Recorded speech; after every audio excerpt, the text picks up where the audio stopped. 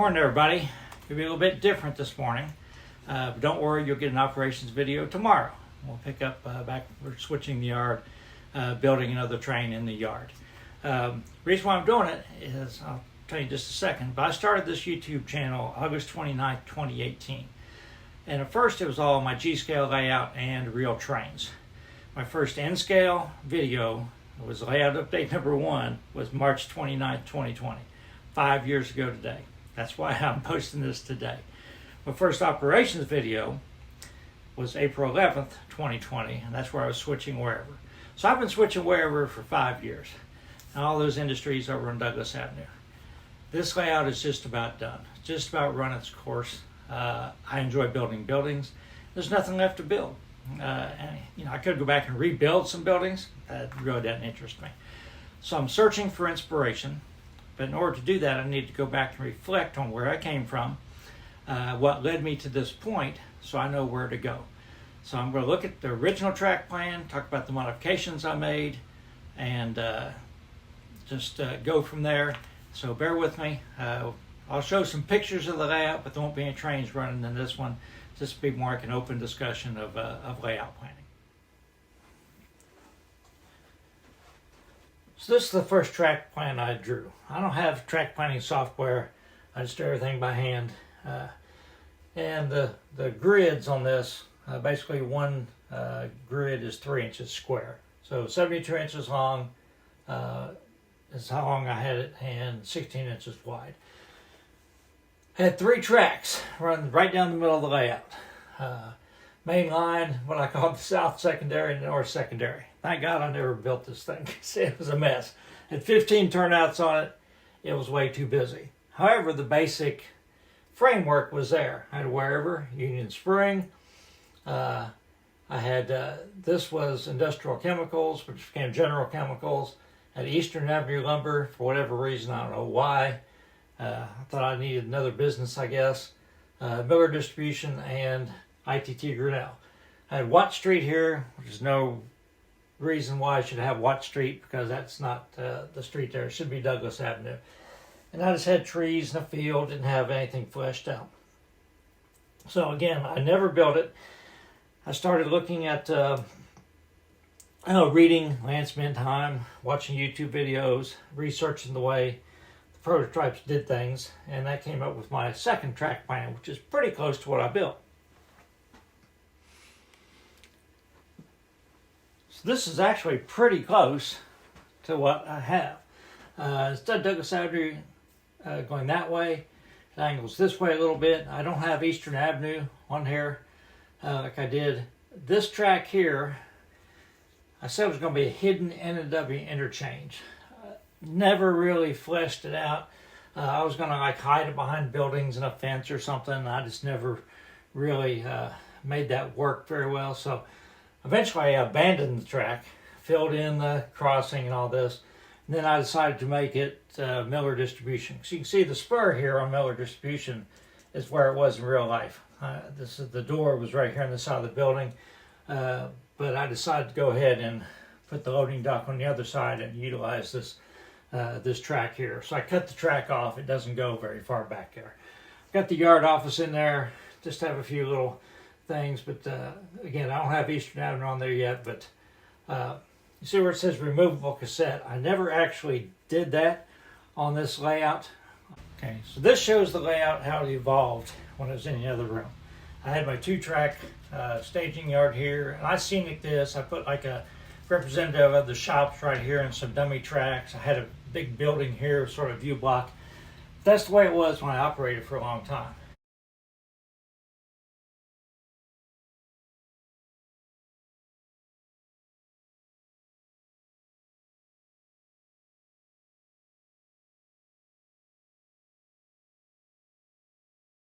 Until I decided to add Oak Hill, and my wife, you see I've got Eastern Avenue on here, I've got that convenience store.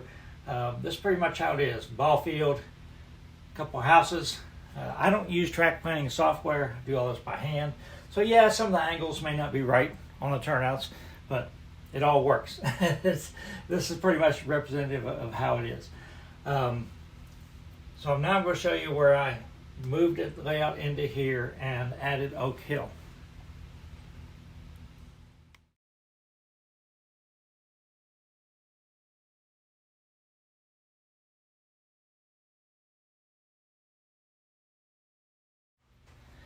So I built Oak Hill. I've got a whole playlist of how I built Oak Hill. Basically, I did all the track work, wiring and everything in the garage before I moved it in here. Of course, the challenge was getting them on the same level, and I built this extension. This extension basically just bridges the gap. It's screwed into Oak Hill, screwed into here. There's no supports. It's not a freestanding thing at all. It's just completely fictional with Grassy Fork.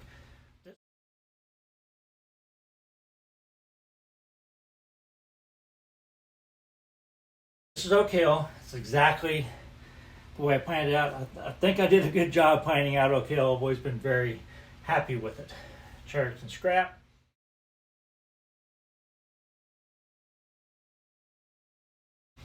Ohio fire break.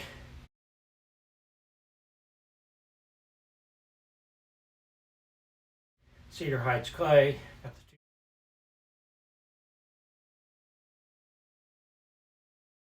the two depots.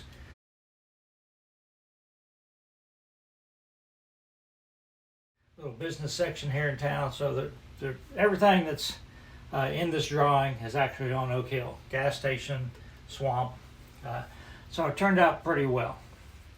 So I just had this section here, didn't have any staging.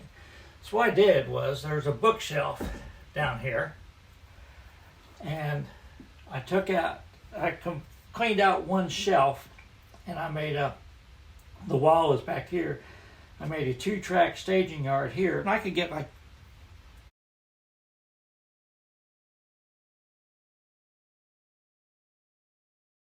8 or 9 cars on each track. This will be the end of the bookshelf. So I would run trains out of staging, switch Douglas Avenue. If I was just going to Oak Hill, I'd run all the way through Douglas Avenue, run to Oak Hill. Sometimes I did combined operations. I would switch Chillicothe, leave cars in Chillicothe for the Trailing Point spurs, go to Oak Hill, switch that, and come back. The problem with that is my train length was so small. Half time I ended up taking like 2 cars to Oak Hill or something. And I would not be switching a lot of the industries. So generally I switched them independently is what I did. So I ran it like this for quite a while. You can see I no longer have now I've got the spur on the side of Miller Distribution here.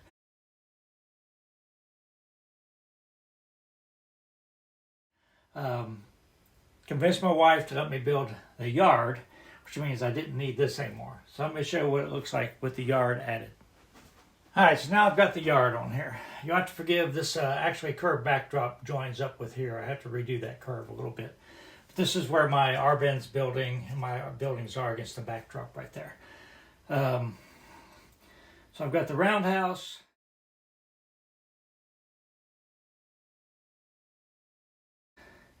Engine servicing.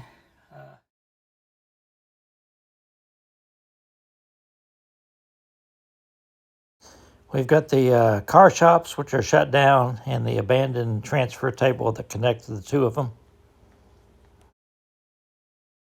And here, got my 6-track yard. This is the standard elevator down here.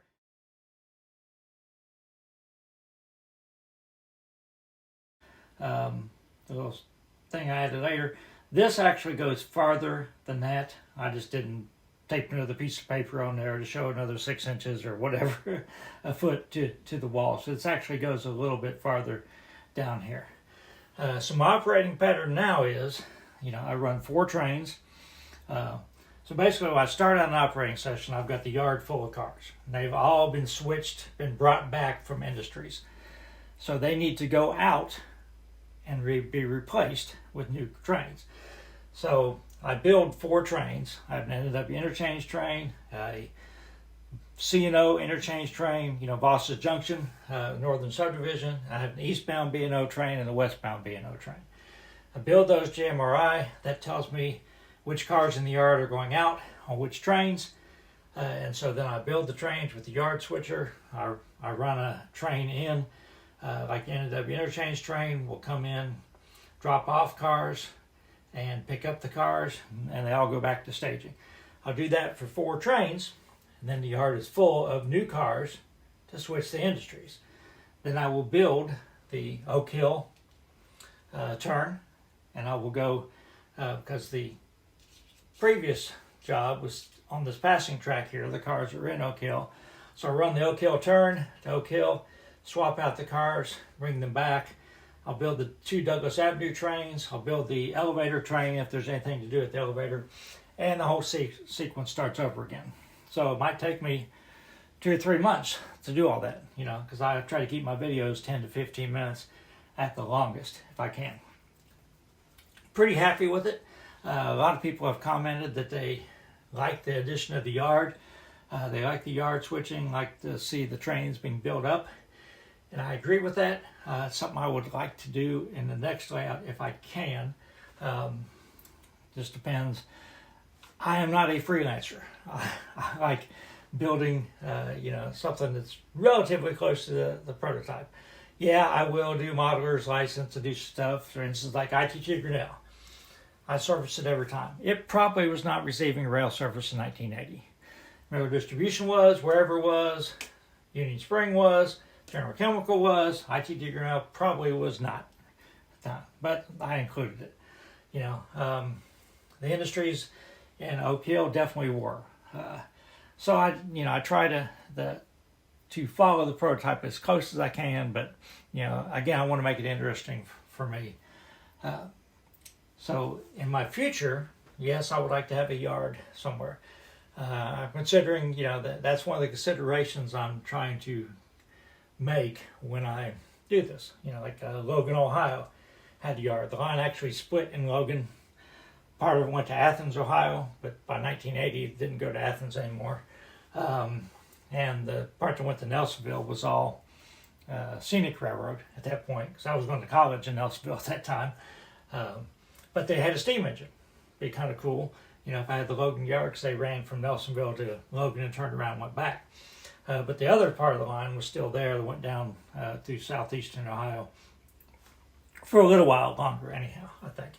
It was there until the mid-70s, anyhow, so, you know, I could include that.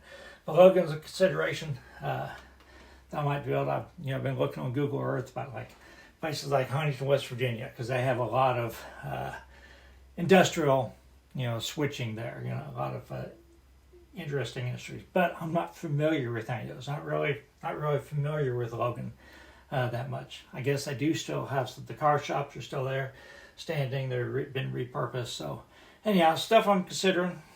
The layout's not going to go away right away, but you know, probably in the next couple of years, I will have tired of switching Douglas Avenue enough that it will be time to start building something else. So I appreciate everyone who stuck with me this long. Appreciate your questions and comments. Again, it's my railroad. Yeah, it's not like I'm taking a vote on what to build. You know, I'm looking for inspiration. But if you have suggestions on areas to build, sure, I'll look at them on Google Maps and if something that appeals to me. I do want to keep all the current equipment I have. I'm not interested in, you know, switching to, you know, Union Pacific or something like that, or going back in time and have to buy all steam engines. Everything. I want to keep the current era, basically current equipment. It sort of limits me to the chassis system. You know, West Virginia, Kentucky, Ohio. They had a line and went to Lexington, Kentucky. I'm looking at that. So, all right, everybody have a great day and stay safe. Tell you what, we love this little dog. That's where he's at. He purrs under the blankets. Worry about him though, because sometimes he acts like he's in a little bit of pain with only the one leg. So every once in a while we give him pain medication, but worry about his long-term health. Don't want him to suffer.